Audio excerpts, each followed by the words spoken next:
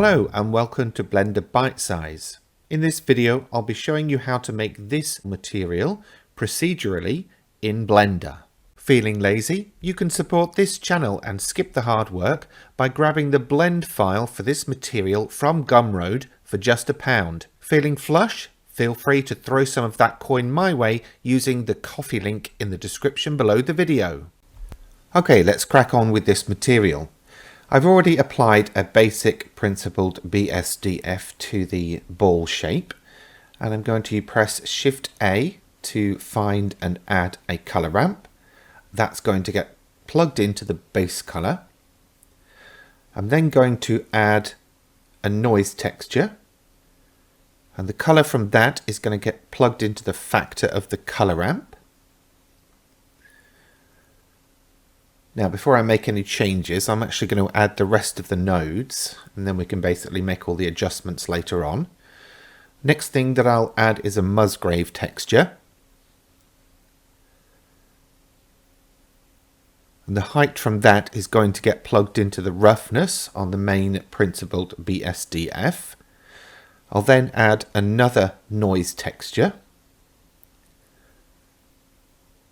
And the colour from that is going to get plugged into the scale of the Musgrave.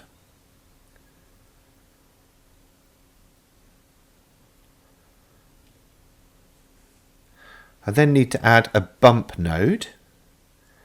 And I'm going to plug the factor from the second noise texture into the height of the bump node.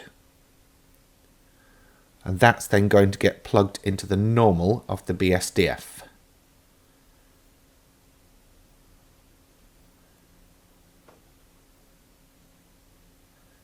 You can see what's happened at the top there. It's basically given us some texture to go on top of the colouring that we're going to be applying with the colour ramp. Now I'm applying a texture coordinate and choosing the object to go into the vector of the noise texture so that it orientates it in a particular way. And now I'm basically going to start changing the colouring in the colour ramp. And I'm doing this by typing in the hex code for copper in the hex code of the color section. So that was B87. Now it should have been 333. I accidentally did a mistype there and did 303. It's not that far off though, so I'm not that bothered. Same typo there. Brilliant keyboard work. Now I've added a couple of extra colour points here, and for the third one running from the left I've made it a much darker version of that copper colour.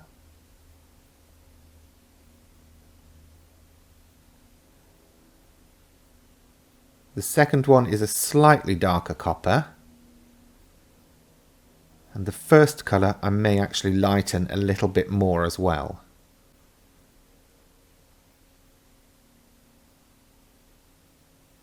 Okay, let's start changing some of these parameters. So starting with the second noise texture, changing the scale to 2, detail to 15, and the roughness to 0.75.